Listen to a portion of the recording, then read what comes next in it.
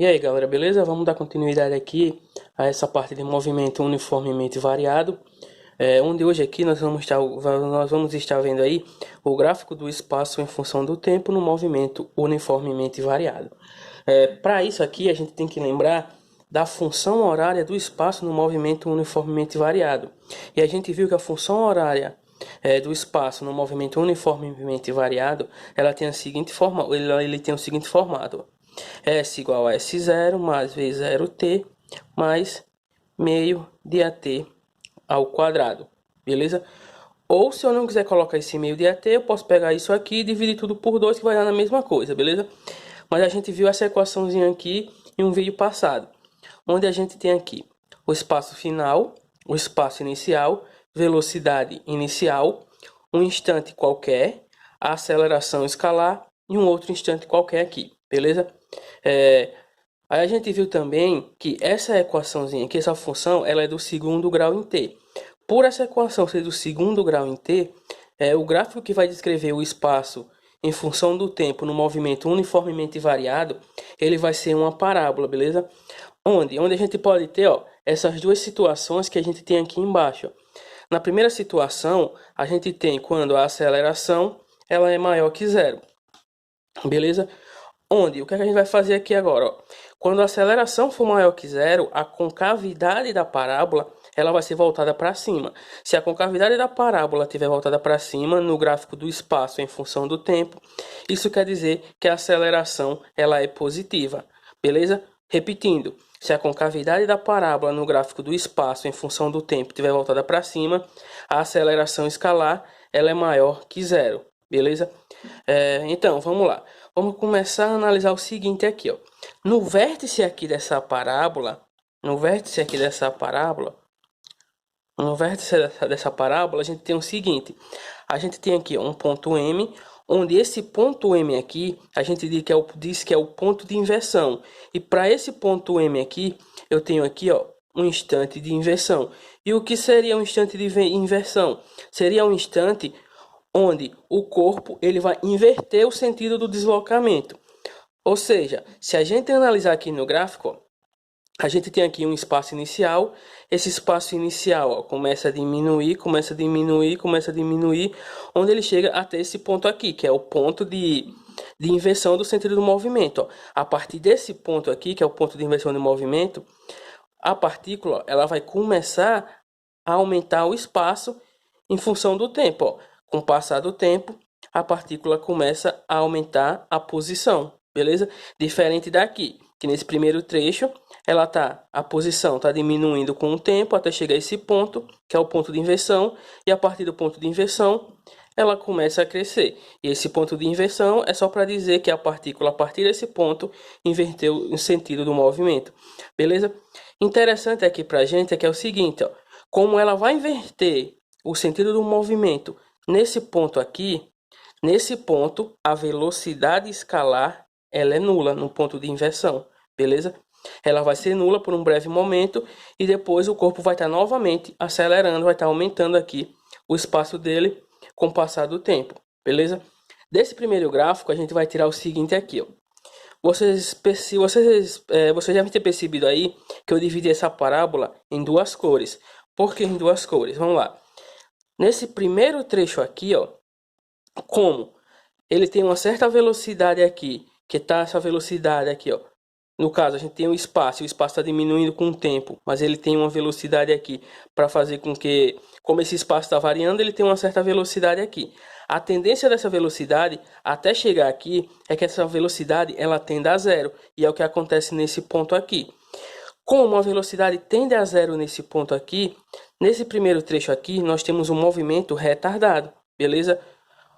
Então, como a gente tem um movimento retardado nesse ponto aqui, e aqui no início a gente já impôs que a aceleração ela é maior que zero, certo?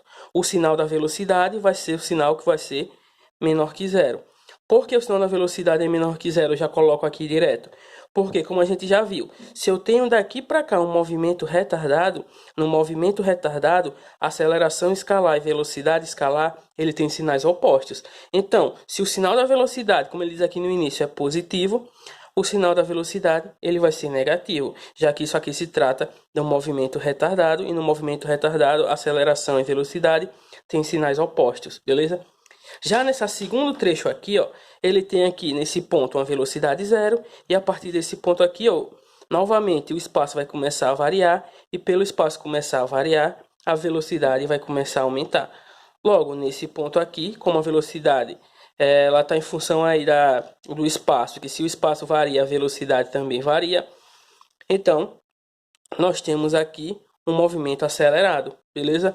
Aí vamos lá, a gente já impôs aqui no início que a aceleração ela é maior que zero. Só que esse segundo trecho aqui se trata de um movimento acelerado. E no movimento acelerado, aceleração e velocidade, eles têm o mesmo sinal, beleza? Se o movimento acelerado, a aceleração for negativa, a velocidade obrigatoriamente tem que ser negativa. Se a aceleração for positiva, como é esse caso aqui desse primeiro gráfico, a velocidade também vai ser positiva. Isso por conta da gente estar no movimento acelerado, beleza? Nós temos esse segundo gráfico aqui, ó, para o movimento uniformemente variado, o gráfico do espaço em função do tempo. Só que nesse caso aqui, ó, nós temos aqui que a aceleração ela é menor que zero. Como a aceleração ela é menor que zero, a aceleração escalar é menor que zero, a concavidade dessa parábola aqui ela vai ser voltada para baixo. Isso por conta da aceleração ser menor que zero. Aí a gente vai fazer, ó, essa mesma análise que a gente fez aqui. Lembrando que aqui, ó, no ponto mais alto da parábola, no vértice dela, a gente tem aqui o ponto M, tem aqui, ó, um instante de inversão, e nesse instante de inversão a velocidade escalar ela é nula, beleza? Aí agora a gente vai fazer essa mesma análise que a gente fez aqui embaixo. Vamos lá. Só que o que vai mudar aqui, nesse primeiro momento aqui, ó, o espaço ele estava diminuindo com o tempo. Nesse caso aqui agora, ó, o espaço ele está aumentando com o tempo.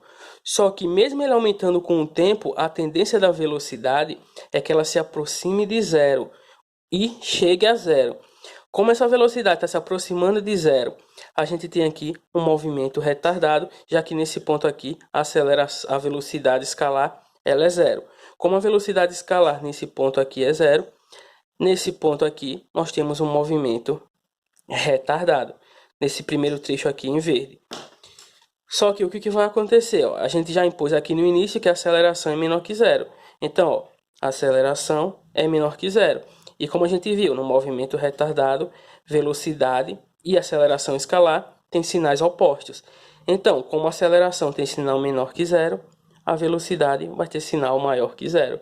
Beleza? E isso aqui dá até para a gente perceber através do gráfico.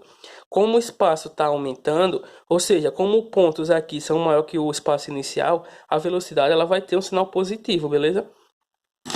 A gente agora vai analisar, ó, essa segunda metade aqui dessa parábola, onde agora o corpo, ó, ele tá, o espaço dele aqui em função do tempo está começando a diminuir. Ele chegou aqui nesse ponto que é o ponto de inversão e começou a inverter o sentido do movimento.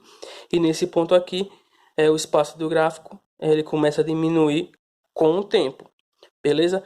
Só que, mesmo o espaço diminuindo com o tempo, a gente vai ver, ó, que a velocidade dele vai estar variando e a velocidade dele em módulo vai estar aumentando.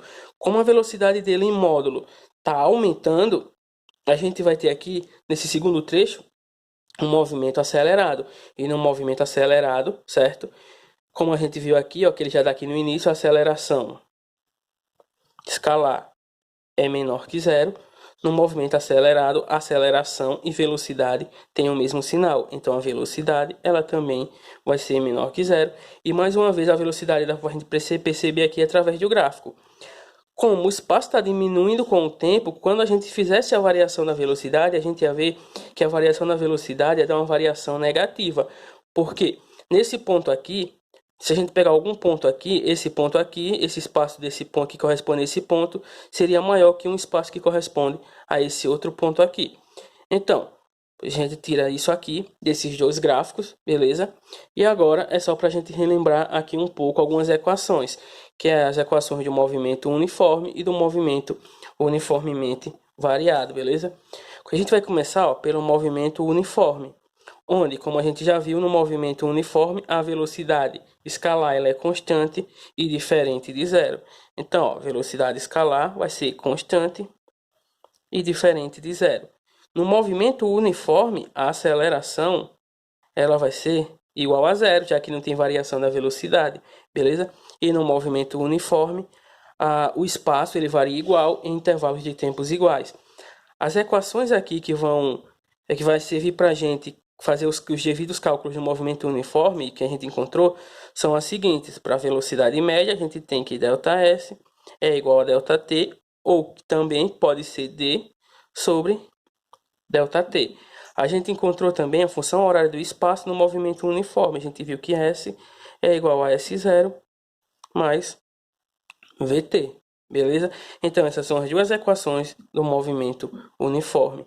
Já do movimento uniformemente variado, a gente viu que a aceleração agora ela é constante e diferente de zero. Nesse movimento aqui, que é o movimento uniformemente variado, a gente tem que a velocidade ela vai variar igual em intervalos de tempos iguais, beleza? E nós encontramos também aí algumas equações desse movimento.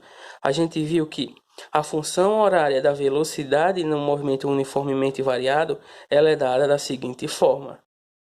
A gente também viu que o espaço no movimento uniformemente variado, a gente pode calcular através da seguinte equação, certo? Vimos também que no movimento uniforme a gente pode usar uma facilitação matemática, que é a equação de Torricelli, quando a gente não tiver o tempo, não tiver um instante de tempo. E a equação de Torricelli é essa daqui, ó. Certo? Vimos também aí que a gente pode encontrar a velocidade média no movimento uniformemente variado, e a gente viu que a velocidade média no movimento uniformemente variado vai ser a média entre as velocidades escalares, certo? Então, essas aqui são as equações do movimento uniformemente variado. E, para finalizar, a gente sempre tem que lembrar que tanto para o movimento uniforme, como para o movimento uniformemente variado, vai servir a propriedade do gráfico que diz que a área do gráfico vai ser numericamente igual à variação, do espaço. Beleza? Então, por aqui a gente finaliza essa parte de movimento uniformemente variado. E nos próximos vídeos aí eu vou estar fazendo alguns exercícios, beleza? Valeu!